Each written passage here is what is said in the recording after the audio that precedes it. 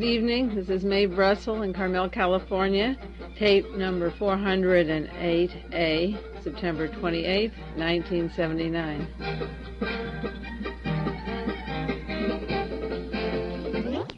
The San Francisco Chronicle and the Associated Press reported yesterday that the John Kennedy Library will be opening next month in Boston, Massachusetts, and that Richard Nixon and Gerald Ford were not invited to the opening of the library.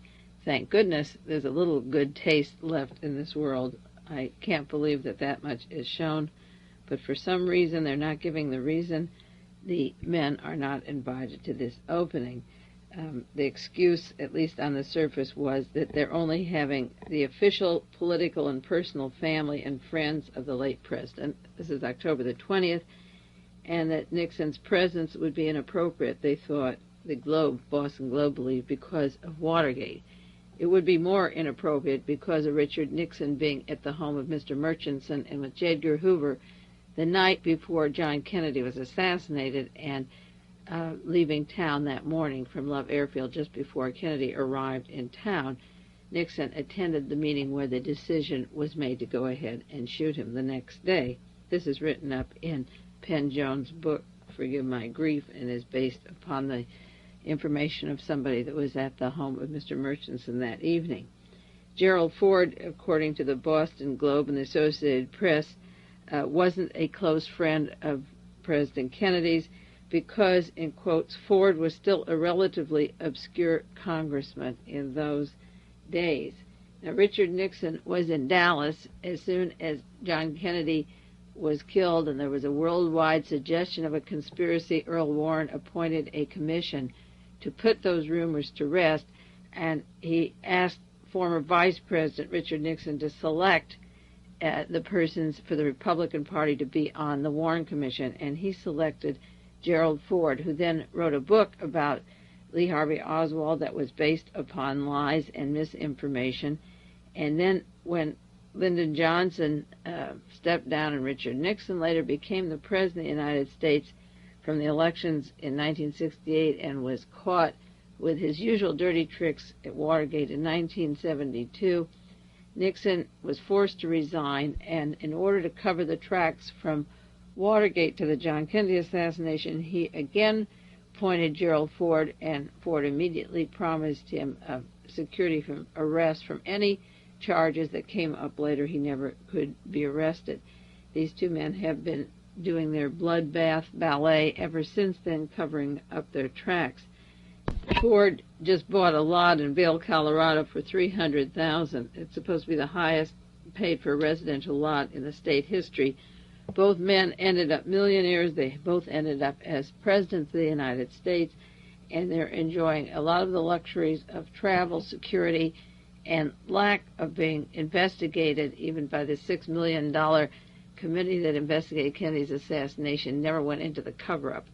It involves Gerald Ford and Richard Nixon, and I can see why they weren't invited, but I wish somebody with brains would stand up and say explicitly why they're not included into that opening party of the library, October the 20th, 1979. Two interesting people died this last week who were part of the cover-up and played a big part in the Gerald Ford Warren Commission conspiracy to hide who killed John Kennedy. One of the women who died was Alexandra Tolstoy. She was 95 years old. She'd been ill for a long time, but she's interesting because she came to this country in 1929 when Stalin's regime got more oppressive. They left their Tolstoy estate, and she fled to the Far East, and then came to San Francisco and Chicago and lived in Pennsylvania and Connecticut. And she established the Tolstoy Foundation, which was identified as a CIA front in 1967, in case people didn't know long before that it was a CIA front. Paul Rygotorodsky, who was one of the directors of the CIA Foundation, a staunch conservative Republican, lived in the Dallas area and made the introductions of Marina Oswald, the violent anti-communist, to the white Russian community through George de Mohrenschildt and George Bowie. Rygotorodsky was one of the founders and worked with the Tolstoy Foundation, which was the CIA front that in the Dallas-Fort Worth area provided all the lies and disinformation about who Lee and Marina Oswald were, and then Gerald Ford used it in his book, The Portrait of the Assassin. Another woman who died this week who worked closely with Alexandra Tolstoy was Catherine Wrangel, and her husband was a Nazi war criminal. He worked with the Nazis. He was related to George de Mohrenschildt, and she had fled Russia after the revolution and moved to this country. She died of cancer. She was 60 years old. She was Countess Catherine Lambsdorff when she lived in Russia. She came here in 1934 and became a powers model, which is interesting when you read The Control of Candy Jones and the introduction of Gerald Ford to political life and the CIA through the modeling agencies. She worked for Powers and then Helena Rubinstein. Her husband worked in the CIA and was the head of the Tolstoy Foundation in the Middle East. This is one of the sources of Nazi czarist money that's stirring up the anti-Israeli feelings right now. She traveled all over the world with her husband, and he was the head of the Tolstoy Foundation in 1950. Paul Rogodarovsky was later. It's interesting that Catherine Wrangel and Alexandra Tolstoy both died this week. This is a very interesting time period from now on, or maybe the last few years we've missed the boat, but we should start collecting the obituary pages, particularly the Washington Post, because these agencies and agents have people there that are passing away, that are important to the investigations that are unraveling. I don't know whether I'm paranoid or whether I'm just catching on quickly now to what is happening, but if you read the obituary pages of the Washington Post, go to the library and photocopy the whole page and put them away. There'll be some interesting tales.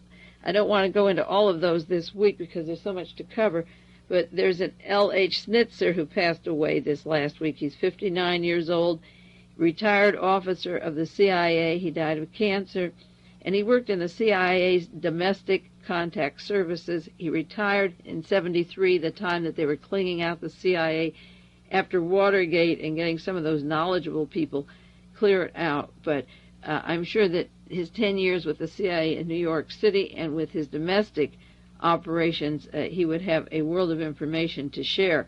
He was possibly one of those that was purged in 73. Another man, Robert E. Bergen, 41, passed away last week. He was an investigator of plane accidents for the National Transportation and Safety Board since 1970. The Dorothy Hunt plane crash right after the Watergate exposures came in December of 72. I suspect there are many plane crashes of important people, candidates, writers, politicians, people making business deals, and so forth. We wouldn't know exactly what his job was. He worked with the Air Force Flight Dynamics Laboratory in Dayton, Ohio. He was only 41, and he passed away. But being an investigator of airplane accidents, I'm sure he also would have a lot to offer. He didn't die of cancer. This gentleman died by an oncoming car that crossed the median, and he was in New Jersey and was hit at Summers Point, New Jersey, with a car crash. Doesn't say the other person in the car died, but he was killed in the car crash. Last week I talked on tape 407, that's September the 21st, 1979 tape, I talked about Herb Caen, the San Francisco columnist, making some remarks about the car crash that killed an attorney, Jim McInnes, and his wife, Edith McInnes, in San Francisco. That was a very suspicious accident, and his background is on the tape from last week. And I mentioned in that tape that Herb Caen had written and asked, why were the police so silent about how many motorcycle cops were on duty the night they were killed? And he refers to the district attorney as having brushed it off. He doesn't use the district attorney's name, so I included it on the sheet, Joe Jonestown Freitas, because he covered up the Jonestown massacres and a lot of other happenings in San Francisco. Well, just this week, Herb Caen had a follow-up using the name Joe Freitas, and this is what he said. The late James Martin McInnes, that's the attorney who was killed by the car crash in San Francisco, left an unsolved mystery. He is listed as endorsing both Joe Freitas and his challenger, Joe Russellini, for district attorney. Without causing aspersions on Joe Freitas, let it be noted that only the Russellini endorsement is in McInnes's own handwriting. in terms of world history, this isn't earth-shaking news, except it's terribly important to follow. How many lawyers are being killed, how many witnesses, how many mysteries of the district attorneys covering it up, how prevalent is it at this time? Is it escalating? I think it is, and controversial people are dying of these plane accidents, car accidents, and early cancer. One of the really sad accidents that took place last week, also noted by Herb Caen, the same columnist, and it's so unusual for him to pick up anything controversial that I reiterate that he is writing columns in the San Francisco Chronicle with a different tone as to the death of certain people that he knew in the Bay Area. There was an obituary last week in the San Francisco Chronicle. Alfred E. Kahn, a widely known author, controversial during the McCarthy era, died at his home in Glen Ellen in Sonoma County of a heart attack. Mr. Kahn was 67. He suffered a massive heart attack 2 years ago. He was working on a book. He was active in the World Peace Council in 1948. James Eastland had called him a leading communist and an anti-American and pro-Russian propagandist. Now, that was the obituary of Albert E. Kahn in the San Francisco Chronicle. Herb Caen wrote, the paper was full of mysteries and oddities. For instance, the sad news that the noted Sonoma author Alfred E. Kahn had died at 67 at a heart attack at his home in Glen Ellen. Actually, as a highway patrol will tell you, Albert had a scuffle with a young woman in a parking lot, and after she drove off, had given chase in his car. He was killed when he crashed into a utilities pole at high speed. Now, you know, even though the name was Alfred E. Kahn, and he's written some of the most important books in my library, and you know that I have mentioned many times his book about the Great Conspiracy they wrote with Mr. Sayers, I didn't make the connection until I got articles about Albert Kahn's death from Santa Rosa in California. Another article in the San Francisco Examiner says that he was the author of 12 books, that he was the head of the American Council Against Nazi Propaganda that included Albert Einstein, Helen Keller, and Thomas Mann.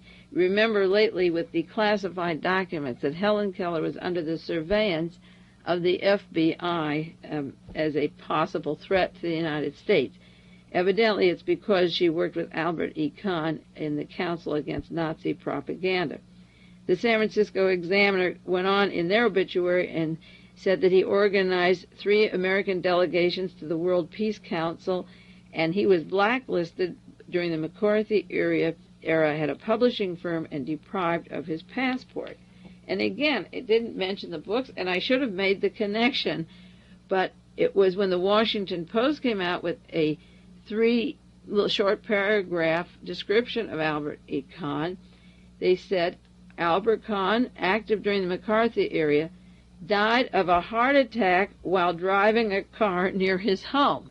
So the chase with the woman, the altercation, the excuse for the heart attack is changed. Now, instead of dying at home in his bed or dying from a car crash, he died of a heart attack in a car. We also know that that woman or any agent could give him a spray, and then on the way home, he could have a heart attack. He had had a serious heart attack several years ago. Justice Saul Alinsky had had a bad heart condition, and I'll be doing a tape on his death again soon, in a few weeks, I believe. But you can have some kind of a poisoning that hastens up that original condition. The only reason, or one of the reasons I'm suspicious about the death of Albert E. Kahn, is because, again, like the Rockefeller story, if you die in your office or you die at your apartment, there should be no discrepancy. When they get nervous and come up with different versions of stories and then try to cover it up with other flourishes, you immediately get suspicious. And then when you have a woman or an altercation with somebody who is unnamed, unknown, we don't know her from Adam, that makes a different story. His publishing firm allowed a book to be published by Harvey Matusow, and this was described, according to the Washington Post, as the books that finally broke the straw on the back of Joseph McCarthy. He had said that he was a witness who had been paid off and perjured himself many times over so that McCarthy could have these Red Scare techniques. The Washington Post then went on to say that Albert E. Kahn wrote Sabotage in 1942, The Great Conspiracy in 46, and High Treason in 1950. In 1971, he wrote The Unholy Hymnal, a study of government lies, delusions, deceits during the Johnson and Nixon administration. Of course, we're grateful to Michael Sayers and Albert E. Kahn because I think their book on the Great Conspiracy and Kurt Riess's book, The Nazis Go Underground, are two of the most important books to clue us into what the world would be like after World War II was over and what we had to look forward to. Thanks to a listener in Santa Rosa, she sent me an article from the newspaper up there, and it goes on. Albert Kahn, the coroner report said, died of a heart attack before the car hit a pole. He was not making his peaceful way home from the grocery store when the fatal attack occurred. He was angry, chasing after the car of a woman who had argued with him about the method and place she chose to exercise her dog. Whatever the argument, I'm sure that Albert would not have backed down had there remained any breath in his body. And they talk about the scuffle with the woman, which was a little preposterous, and so forth. Now, we can't really believe that a man that took on the whole McCarthy era, that took on the Nazis, that took on the world to try to make it right so that we all could survive, would really get into a fatal car crash because of the way that a woman walks her dog. It's a little hard to believe, but the local papers gave it some flourishes and covered up the story. But this is a great loss. And to tell you the truth, I didn't know that Albert E. Kahn was living in the Bay Area, or I would have tried to reach him or meet him, just as I've written to George Seldes, and I admire his work, and have written and told him so. I've been on the radio many, many times up in the area. I've never heard from Albert Kahn. His family are active politically up in the area where he lived in Glen Ellen. I don't know if they've ever read anything that I wrote or heard me on KGO, but they never made contact. And it's a shame that people with similar ideas and so much energy aren't getting together. That is the one thing about the left that I think it is so tragic, because I'm sure that the conservatives have all kinds of, we know they have meeting places, secret places, and I may do a tape just on some of those little locations, like the Bohemian Grove, or I got a clipping of a meeting place in Minneapolis, a special camp where the very rich and super rich are able to go. They have meeting places where they sit and talk and map out the world, but again, it's a tragedy that we don't have enough places to sit and talk and know each other and to use our strength to get some of these pieces of information out. Well, the big story of the week to come is, of course, the Pope. There's a suit in Des Moines, Iowa, because they want to let the school out for the children to visit the Pope. Billy Graham is praising the Pope. Billy Graham went to Poland to propagandize and make a movie for Cardinal Carroll before he became the Pope. He's praising him and saying that he may start a wave of spiritual revival in our nation. I'd like to talk about the spiritual revival of this Pope as actually a criminal in covering up conspiracies against his own members of the Church, and there's 3 outrageous scandals that are going on right now. So my answer to the Pope's visit is to just go into these 3 scandals and share them with you in case you're not following the details. The Washington Post has a story, Pope reportedly blocked investigation of Pauline Father's financial dealings. Another Watergate expert, it takes one to know one, and of course there are links as we'll go into the Watergate and organized crime, gun smuggling, murders, all linked to the Vatican, and this Pope hushed up the entire investigation of the Pauline Fathers.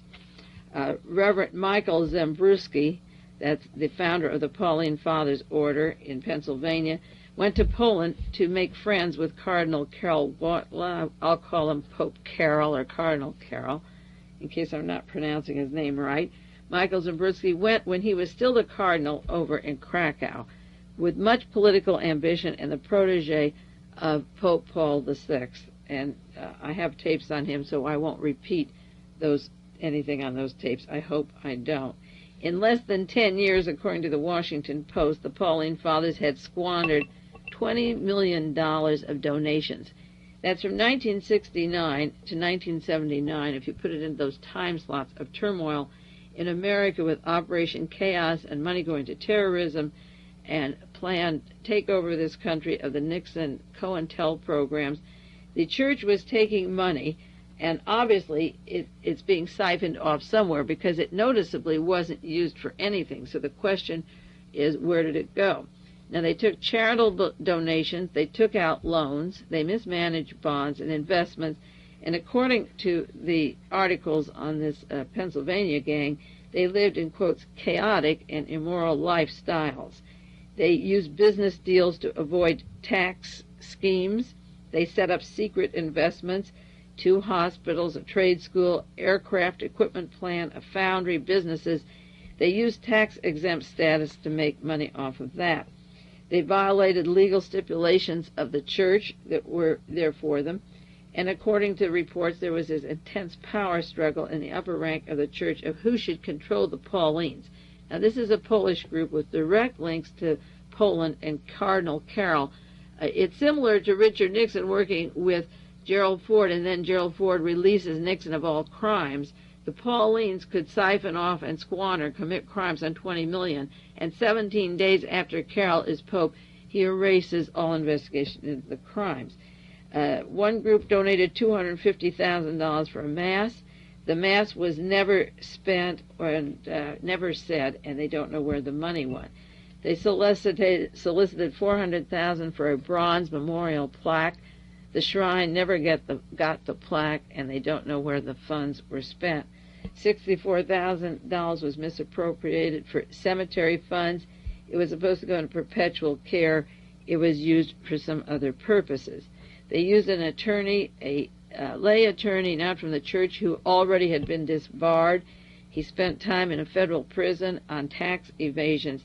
He was their advisor. And the question, of course, is, as the lay attorney, was he linked to Pope Paul VI, the Milan Mafia that I'll go into next? Was this Philadelphia connection of these special priests linked? Then, of course, it was to the Mafia over in Italy and investing in the United States. There were monks here who took vows of poverty, this group of Pauline fathers.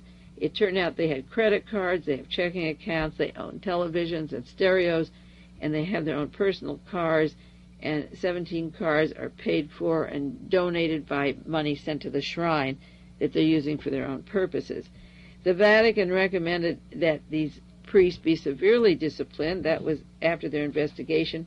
But this Pauline order, that is Polish, orders came from Pope Carroll, as I say, 17 days after he was the Pope, to let them off the hook and never say where that missing money was, that $20 million that went to the fund.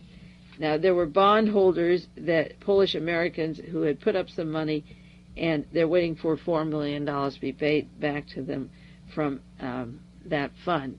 There's a broad confusion, according to the Washington Post, where this money went, this $20 million plus. It's not located, and they don't know where it was, and I imagine because elections are expensive, and this Pope, Carroll, had the most wonderful campaign after Pope John Paul I died, after that 30-day existence and poisoning. This Pope came in. He was put in by German and American cardinals. He had been to the United States campaigning in America, and I'm sure a lot of the money went into helping other branches of the churches so that those cardinals would vote this Polish Pope to become the Pope. The Vatican investigation led to activities that also involve Florida, and I'll go into the Florida scandal. That's another story. California, we don't know what they were doing in California. Pennsylvania, Delaware, and New York. As I say, this cardinal was campaigning around the world, the Polish cardinal, and just before he was appointed Pope, Billy Graham was over in Poland making a movie about him. There was another article in the New York Times, cover-up alleged in monastic scandal, and it explains that the entanglements of this Pauline order started to come out in 1972. Now, that's the time of Watergate, when Sindona was getting in a mess with Vatican money and offering $1 million to Richard Nixon's re-election, and that money was linked, as I say, to organized crime and gun running, and then later to murders. The Vatican has large investments in the United States, huge corporations, but the entanglement began to come in 1972 when this Father Zabriskie didn't have funds to make the interest payments. He had construction bonds, and he was building an American shrine over in Poland. There was an icon from the 5th or 6th century, a Virgin Mary, and they were refurbishing this and building a shrine, and this icon was over there under the Pauline protection since 1382. It's now at the Pauline headquarters in Poland. And Cardinal Carroll, then, who's now the Pope, was in Poland at the time, and Father Zabriskie appealed for a bond redemption. He couldn't come up with the money, and he asked for a loan from Cardinal Kroll in the United States. And they ordered an audit. This was in 1972, and they wanted an audit on the funds. And they found out that this Zabriskie had business investments that were church-related. In addition to the ones I mentioned, he took a cemetery of something like 96 acres, stripped the cemetery of its assets, padded the payroll for kickbacks, sold the main entrance to Sun Oil Company for a filling station, and had to move the graves. That was part of a $100,000 sale. Then the Vatican looked in, and there were more debts of $7.8 million with no assets at all to explain the debts. And then there were $4 million to the First National Bank in Minneapolis.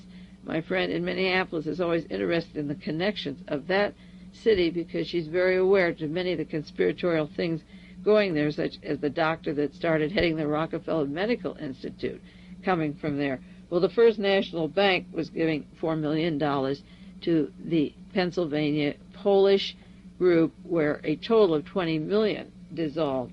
They went to another bank and got a $1.8 million loan by giving misleading statements and lying about that. And when charged with a cover-up, John Paul II said that the reason they wouldn't go into it is by the authority of the cardinal in Poland, the one that was such a close friend of Cardinal Carroll before he became John Paul II, that they were anti-communist primates in Poland and that they wouldn't rock any boats because they were such devout anti-communists. So I imagine this $20 million plus a lot of Sindona's money is missing to stir up in Poland anti-communist feeling and get a revolution going against the Soviet Union, to embarrass them and pour money into Poland. And so this money is siphoned off. There's nothing to show where it goes. The investigation is hushed up, and the excuse for hushing it up is the old one Richard Nixon used to use of patriotism, such as in his Chequers speech, that it goes to fight communists. The Catholic Church played a fascist role as Germany rearmed after World War I. It played a silent, notorious role, making deals in exchange for property and being quiet during the Spanish Civil War, when Germany and Italy were sending in troops to put in Franco. They played a collusive, silent war during the entire World War II, helping the Nazis escape, providing passports for them, and they are still very active politically, and millions of dollars can be taken towards their political fund that people are giving candles for prayers and other purposes and masses and statues and paintings, etc., etc. These guys are using it and probably justifying it, that they're getting the Antichrist, and the means justifies the ends, and that is the activity that the church is into. If their end result were saintly or godly, it would be even different. But the Catholic Church, with its Inquisition and its position with Adolf Hitler and fascism and torture, is no different than the communism they say they're fighting, and they're just to be feared as much as the communists. I believe they are. The extermination ovens were never discovered behind the Iron Curtain. They were found in Poland, all over the country of Poland. I called the White House Social Secretary several weeks ago and told her that I was outraged that the President of the United States was going to have this man for dinner, that I wanted them to know that he played a role at Auschwitz, that he worked for I.G. Farben, that his acting career serves him well, and that he is as dangerous as any pope that ever lived, and many of them were plenty dangerous. The worst part is they've typecast him so perfectly with all the little babies and that Tyrolean hat and the bikes and the little gentle lamb. He looks like butter wouldn't melt in his mouth. On the other side, this tape will go into his cohort, Michelle Sindona, and the missing Vatican money at this end.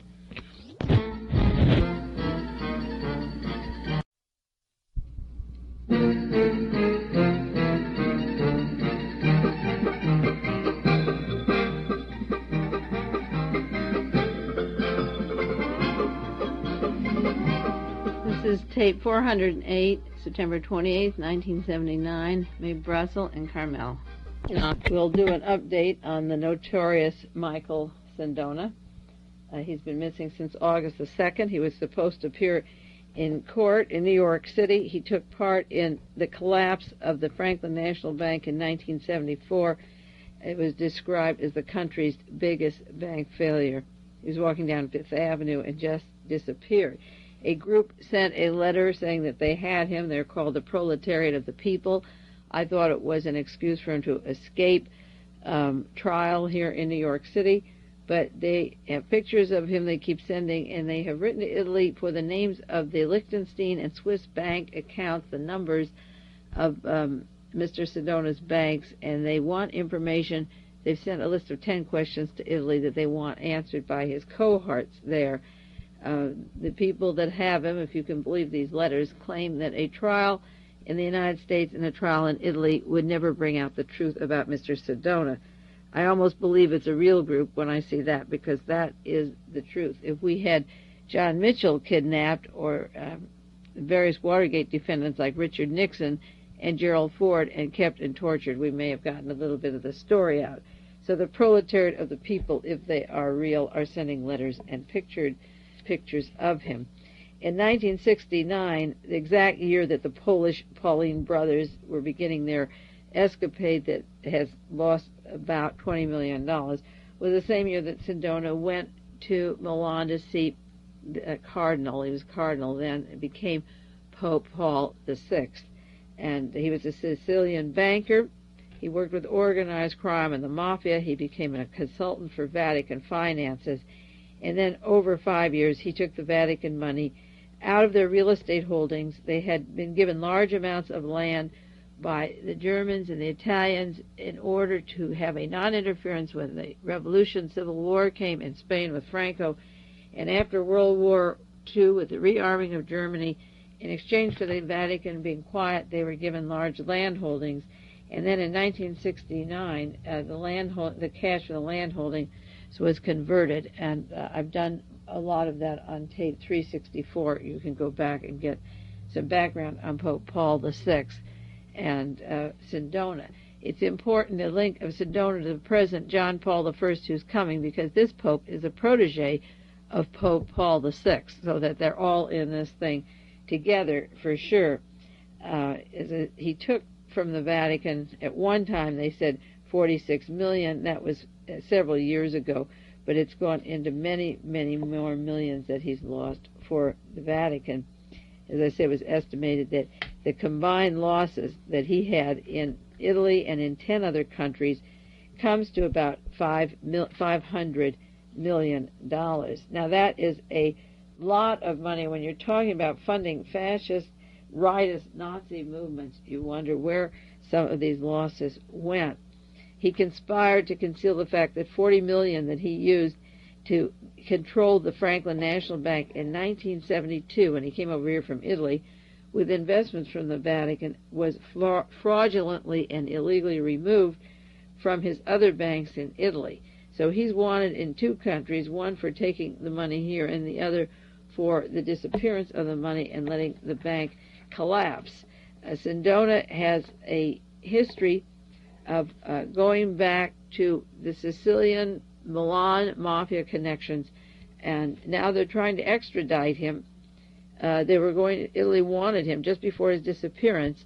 He was sentenced to 30 months in jail there and wanted for a $250 million fraud of his Italian banking operations. No wonder this guy is missing. There's a 99-count U.S. indictment that was issued on him in March of 1979. He was out on his own recognizance, and as I say, August the 2nd, 3 weeks before the trial in the United States, he was gone. Pope Paul VI and Sedona are making arrangements between the Vatican money and the international financiers around the world. And Sedona came along and said that he would unload Vatican holdings and diversify them on the American market, and began to buy stocks into Exxon and American corporations. Since this investigation is going, and while he was working with his lawyers, there was death at the Vatican or around it. An Italian lawyer, George Ambrosoli, was shot to death July 12, 1978. 3 unidentified men came to his area home and shot him. He had just provided documents at the request of Sedona's lawyer and given them up for the fraud trial in New York City. There was another death in addition to that one, another person that worked with George Ambrosoli, and he died. His name was Boris Giuliani. He was deputy superintendent of police in Palermo, Sicily. The Sedona inquiry, according to the New York Times, is getting help from the Italian Parliament because there's Vatican links to organized crime. The Sicilian Milan Mafia has been written up. The first book that I read about the links of that were in Bruce Roberts' unpublished letters called The Gemstone File, where he links Pope Paul, who was the Montini Secretary of the Vatican at the time, to the Golden Triangle and dope dealing in Southeast Asia and Asian and South American narcotics traffic. Bruce Roberts was the first person to make those connections, and then a book came out on the OSS and said that Pope Paul VI, as a priest and cardinal, had been in the OSS, which then became the CIA. And of course the CIA escalated their drug importation connections after the war in Southeast Asia. That's why there's so many drugs everywhere in the United States now. That was one of the purposes of the war in Southeast Asia. The New York Times said Sedona was described by the Italian press as linked to several murders. They talked about the lawyer, Giorgio Ambrosoli, and also Boris Giuliano, the superintendent of police in Palermo, Sicily. Can you imagine the fun of having that job? Ambrosio was investigating, this is according to the New York Times, Sedona's bankruptcy case. He reached a breakthrough when he was shot. Giuliano was investigating a large-scale smuggling of drugs from Sicily to the United States that's known to be mob control. He was shot in the back on the way to the police headquarters in July 21st, 1979. The other gentleman was shot July 12th. They had recently found that there were large amounts of money gained in drug smuggling that were laundered and disguised in so-called legal transactions by Michael Sedona. Can you imagine taking Vatican church money and laundering it and multiplying those funds, how you could take a measly 46 or 50 million from the Vatican and turn it into multi-billion-dollar operation? Well, the Sedona-owned banks in Italy and Switzerland have been recognized, or these two investigators were coming upon the fact that they were used for laundering money and disguising it into legal transactions. And these two men that died just a week apart from each other had met together in Milan just before Ambrosoli was killed. And this is linked. They were doing work on the Sedona banks in Milan and Liechtenstein, and the banking connections that he had from Sicily and the Vatican to drug smuggling and organized crime and money washing and so forth. And right after Mr. Sedona got some information from this particular lawyer, probably finding out how much he knew, he was shot, the lawyer was shot, and the police chief was shot. And the stockholders of the bankrupt Banca Privata over in Italy urged the United States former ambassador, his name is Graham Martin, to investigate and clarify the secret American funding of the Italian political parties through the Sedona banks, that the elections are being altered by money from the Sedona banks, and that illegally he had removed so many millions from these banks and was handing payments. Sedona was handling these payments of secret U.S. funds to both the Socialist and Social Democratic parties as well as the Christian Democrats. He handed over between $600 million between 1972 and 73. He handled that amount of money between these years. Giuseppe Melzi, a lawyer representing the stockholders of this bankrupt bank, said that the Sedona case, in quotes, is a collective phenomena not the case of a high-risk financier. It is a case of economic criminality in very specific circles. And he said that Sindona handled the payment of secret U.S. funds to these political parties. He was managing assets of over $600 million, 600 million American dollars between 1972 and 73. It involved British banks and speculation and the currencies that could run to $5 billion. And they're asking the investigators in the United States to focus in Zurich, Switzerland, and go to top banking officials and find out what is going on and the effect on the political parties in Italy and the loss of money in these banks. Looking in the Amnicor Bank of Zurich, Switzerland, where they say there's illegal operations by top Italian figures, and they believe some of the money is stored there.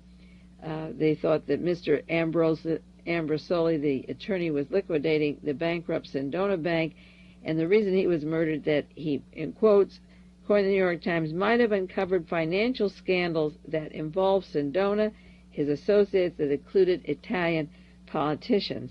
Now, this is important because the Pope is coming here to this country to give the aura of all is well, I'll bring you peace and love, and yet all this killing and swindling and these millions of dollars, possibly going to billions, are going to political parties, are going to unknown sources, and goodness knows what it will be invested in that can bring murder and death and future conspiracies down on us. These floating millions of billions of dollars are very, very dangerous. There are connections from 1969. Richard Nixon became president in 1968. And the Pauline Fathers and Sindona and Pope Paul VI shenanigans began in 69 with their involvement of American money. And remember, we had this huge, vast CIA plan to combine our military, our intelligence agencies, the FBI, the police state, all into one, getting ready for that real fascism such as they had in Germany and Italy. And I mentioned on tape 364 Michelle Sindana's offer to give $1 million to the re-election of Richard Nixon at the time of Watergate for the 1972 election. Incidentally, the Vatican, in case some of you don't have that tape or know it, totally owns the Watergate Hotel, where John Mitchell and Rosemary Woods and Claire Luce Booth and many of the Maurice Stans, who was offered the $1 million from the Vatican, all live at the Watergate Hotel. Claire Booth used to be ambassador to the Vatican for the United States. And just not to digress too far, but to fit in an example of how these chronologies of people intertwine through this Cold War, hot war period, there's an article in the Washington Post 2 weeks ago about Henry Cabot Lodge, and it gives some interesting years that tie in with the Sindona, Nixon assassination teams, the Vatican, the Milan Mafia, and the Watergate teams. Henry Cabot Lodge was a senator from Massachusetts in 1938 and lost his seat to John Kennedy in 52 as a senator. He ran against Kennedy again as vice president along with Richard Nixon, the man who was going to be offered these huge amounts of Vatican money and part of the CIA operation. Nixon's vice president in 1960 to defeat John Kennedy for president was Henry Cabot Lodge, so Lodge lost twice to John Kennedy. Eisenhower had appointed him after he lost the Senate seat to Kennedy to be ambassador to the United Nations. Kennedy and Lyndon Johnson then asked him to be the ambassador to Vietnam, where he betrayed DM and got out of town fast the night the DM was murdered, talked to him on the telephone and played dumb about that particular murder. But after Nixon became president in 1968, at the time that Vatican shenanigans of 69 were beginning to start between Sindona and Pope Paul VI, the Pauline Fathers, and the Polish links inside to the Cardinal Carroll inside of Poland, they're missing $20 million. 1969 was a key year. That's the year that Richard Nixon appointed Ambassador Lodge to the Vatican. So we had Claire Luce, who lived at the Watergate Hotel once, an ambassador to the Vatican, and Henry Cabot Lodge, an ambassador to the Vatican. The connections of the Vatican to the Republican Party and the CIA, and then the CIA and Republicans pouring it back into the Italian elections, is an incestuous deal, but when you tie it in with Nazis and CIA and missing 46 million, 500 million, 20 million, then you have to begin to say, hey, we may have had our Watergate, we may have stopped those secret funds from going through one source, but where else is it being passed? And how in the world can you break through church fascism or get into the books of churches? It's totally impossible.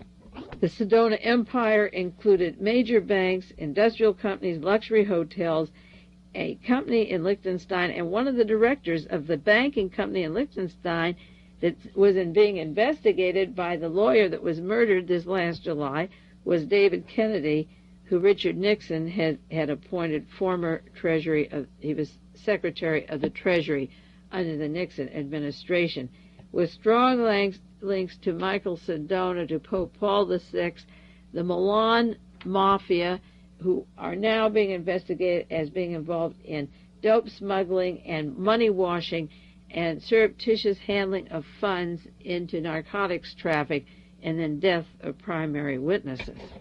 The kidnappers of Sedona are now asking, as I said, 10 questions. They want to know the bank account numbers, the alleged illegal financial dealings involving Sedona and his banks, and they're asking questions that would, this is according to Nicolas Cage in the New York Times, would embarrass major political parties, figures all over the world, in that country and elsewhere, important businessmen, financial institutions, and the Vatican. It's interesting that Nicolas Cage is writing these articles for the New York Times on the missing Sedona. He wasn't at first, but as the case escalates and they're asking these embarrassing questions, he comes in because he's the expert on organized crime, the mafia, and has written books on the smuggling, narcotics, traffic. So it's interesting that that writer is getting in on the Vatican kidnapping.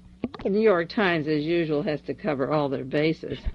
It wasn't hard to smell something rotten the minute that gentle little Pope lived 30 days and then died, and there were articles in Italy about his being poisoned.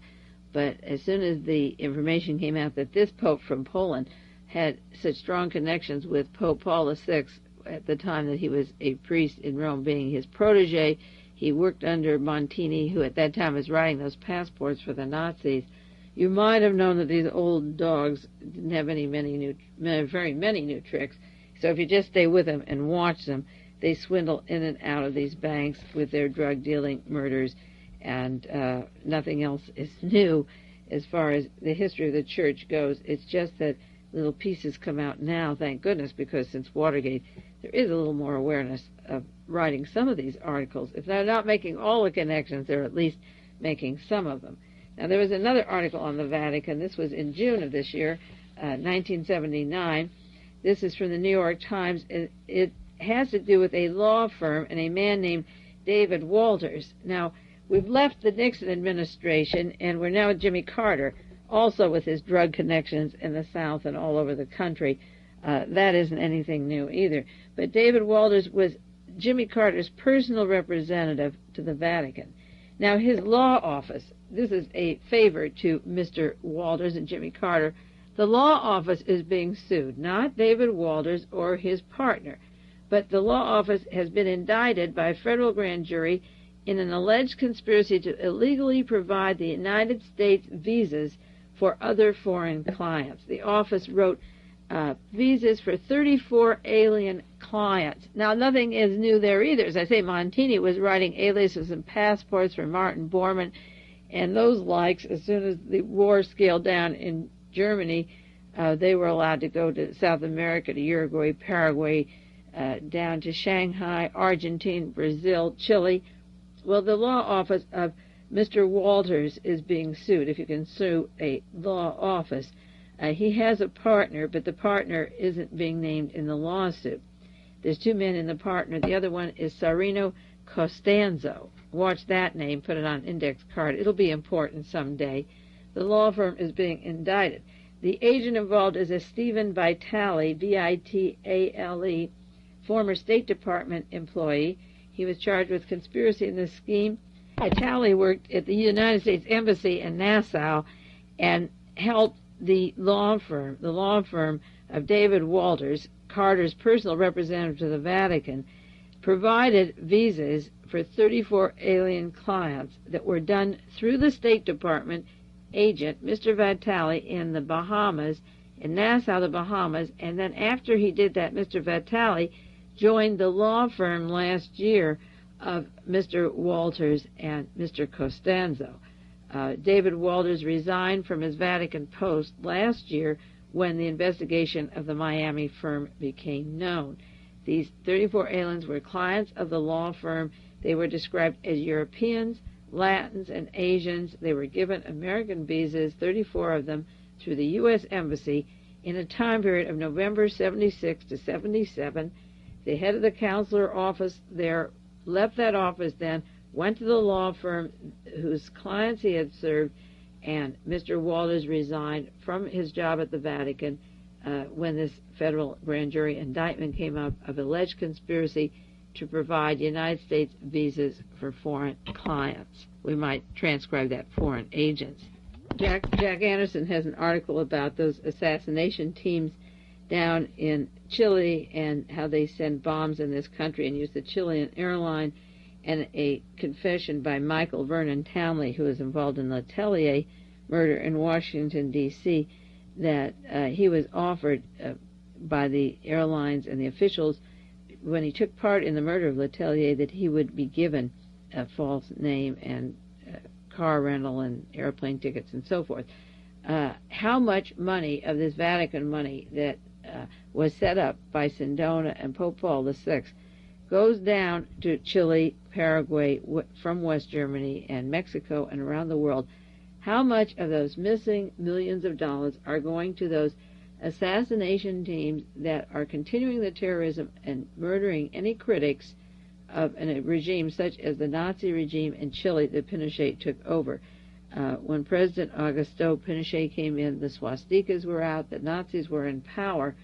It takes a lot of money to whip up that fervor and keep this German feeling going, and these visas that come out of a Miami office are important to know who they are and who those 34 people are.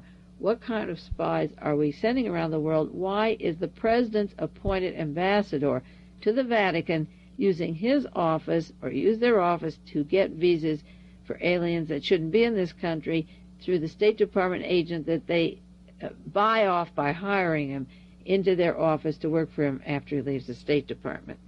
There's one other question in my mind that I'm going to throw out, but you might investigate it for me, you people that live in New York.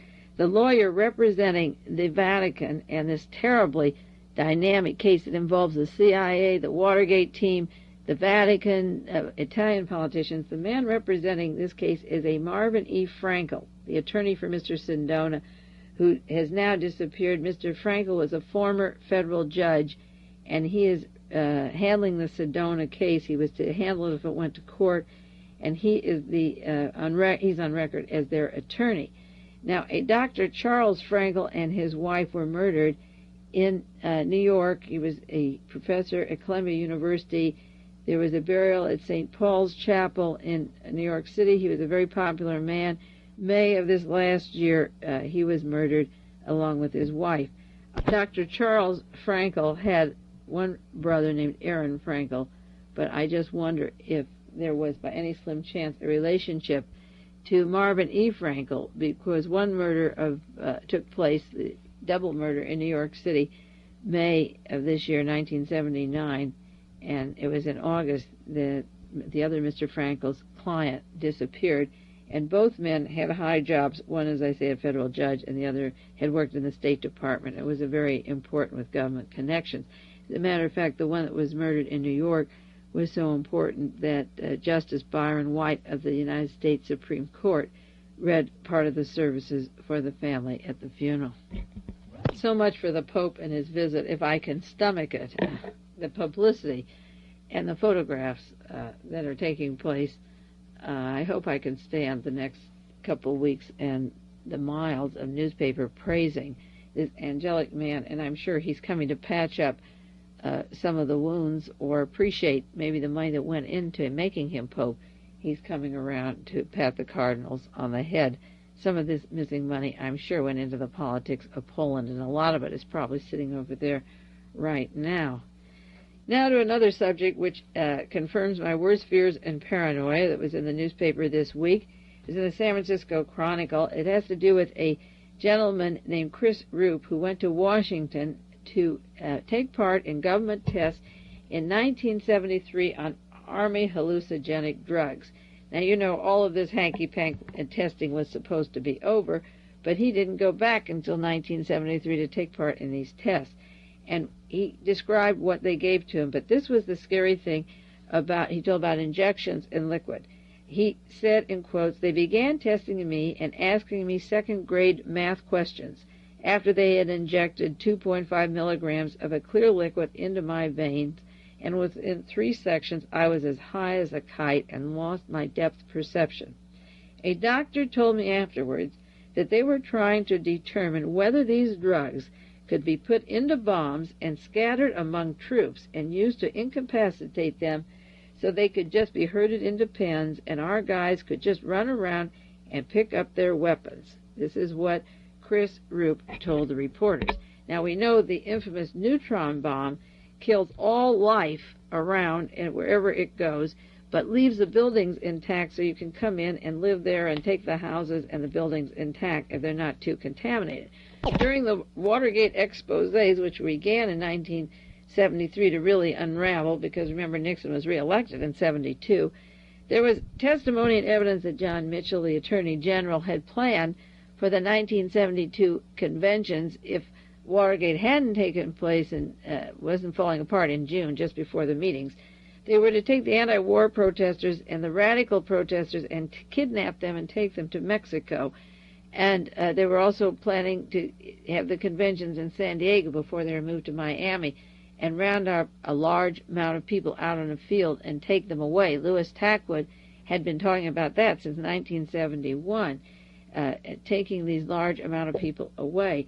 One of the things that I have always feared is that by the time people really understand what I'm saying and what I've been doing the past 15 years, by the time any large mass of people understand, if they ever do assemble, the chemicals will fall on them and they will lose their consciousness and have to break apart and maybe their memory will be erased. Last week there was a large meeting of 250,000 people in New York protesting the nuclear plants and wanting an anti-nuclear society. And James Taylor and Bonnie Raitt and the musicians, Graham Nash, some of them are getting these large crowds together again. And the large crowds, if they were intelligent, if they were well-read and informed, could be a danger or a threat to the establishment. And I don't believe they intend to give up that easily. And one of the weapons they have in their arsenal is not only the nuclear weapons, and this is a point I want to bring home over and over again. Individual groups that argue about one system will never be able to fight the total picture, because more than the nuclear weapons are the chemicals that will erase everybody's mind, those BZ chemicals to alter your memory, the chemicals to give you amnesia in crowds. And this gentleman has come forward now and said that in 1973, at the height of all the Watergate experiences that were going on, the Army was still trying to see if they could herd people into pens and incapacitate them and let them recover later, just take all their weapons and round them up, as Reinhard Gehlen had planned to do in 1943-44, and when they took the Ukraine, win that war, and starve millions and turn millions more into slaves. They have the chemicals to round up, and that's what the people should be out protesting as much as the nuclear problem is what is happening to our minds and bodies, but they can't seem to get it together or catch on. There's just a spark missing of that awareness, and my worst fear has always been that by the time the awareness comes, the chemicals will be stockpiled in every police department, and it'll be too late. I'm sure most of you read about the Army experiments in San Francisco that were taking place in 1950 for 6 days. Everyone in the entire area was exposed. Aerosol cans were released. They had bacteria known as Serratia. It causes pneumonia. There were outbreaks of pneumonia at the time. And now, this is 1979, that story is coming out 29 years later. Again, I've done tapes and radio shows on the Legionnaire's disease. That's a military disease. The swine flu is a military disease. On this particular occasion, in 1949 to 1969, the Army was doing a lot of testing. They have now admitted not only in San Francisco, on those 6 days, they did 239 occasions where they tested aerosol sprays. They tested them in Washington, in New York, Key West, Panama City, Florida, and San Francisco, and the purpose was to gain data on the behavior of biological warfare as it goes downward with the wind. Those tests here caused a death of pneumonia, and there's a lawsuit taking place now, and that's why the information is coming forward now. It's been available for a while, but it's coming out again. I have miles more to do. We'll never get caught up, but I guess that's it for this week. We do have to stop. This is Mae Brussell in Carmel, California. You take care, and we'll continue with this dialogue next week.